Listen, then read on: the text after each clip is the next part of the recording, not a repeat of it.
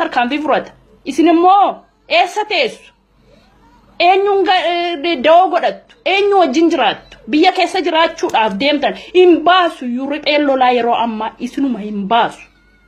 Badii keessan hin fedhu. Akkam badii keessan hin feene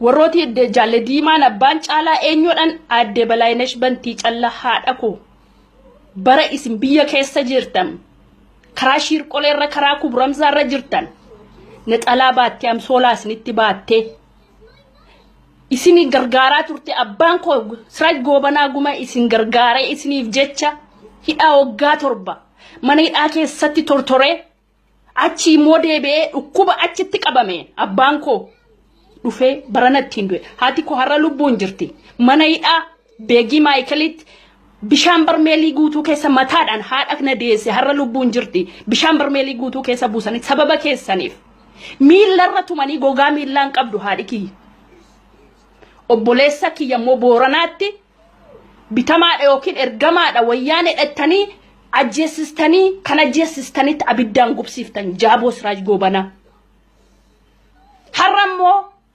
Redwaani ilma Fuhaadiiti ilma eenyuuti qeerroettanii warri isin footoo lalaxxaftan lama obbo mucaa wasiila kooti tokko mucaa obboleettii kooti har'a qabsoo shanee keessa kan jiru bolaa kooti jechuudha.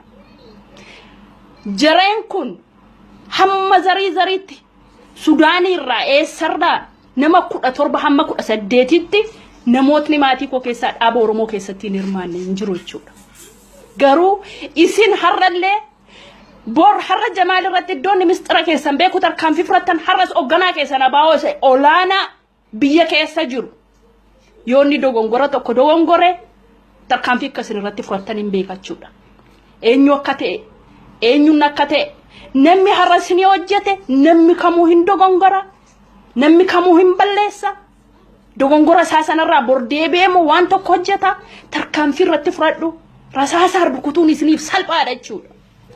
Dhabamsiisi haleellaan keessan diinatti hangan deebinetti harka dhiigaa baattanii bilisummaa uummata Oromootii ni finna jettanii yoo deemtan eessallee geessa jira. Maaliif hinaaseyan akkas gaafa namni isin ilaalee isin niisu gargaaraan keessan deggeraan keessan ati akkasin gootu enga dabtaamuu lamuu irratti viidiyoo waraabdu.